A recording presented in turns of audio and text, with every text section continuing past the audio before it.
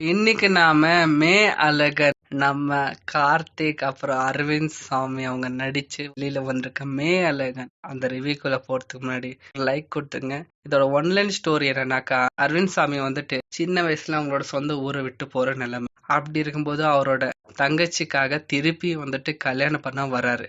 அந்த டைம்ல நம்ம கார்த்திக் வந்து இன்ட்ரடியூஸ் ஆகுறாரு. இவங்க ரெண்டு பேருக்கும் கான்வர்சேஷன். கார்த்திக் யாரு உண்மையில அரவிந்த் சாமிக்கு அப்படின்ட்டு சொல்றதாங்க படத்தோட ஒன்லைன் கான்செப்ட். மூவி சொல்ல போனா சூப்பருங்க. சூப்பர்.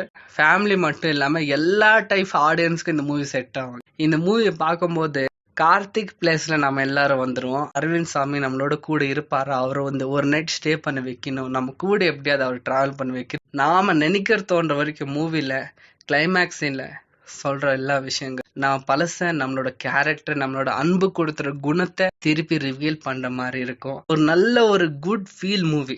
தமிழ்ல போட்டிருக்கோம் பாருங்க, குட் ஃபீல் மூவி. இல்ல நம்ம ஸ்ரீதேவி அவங்க வந்துட்டு கார்த்திக் பேரை ஆக்ட் பண்ணிருக்காங்க. அவங்க கூட டீசெண்டா அவங்க ரோலை கொடுத்தது.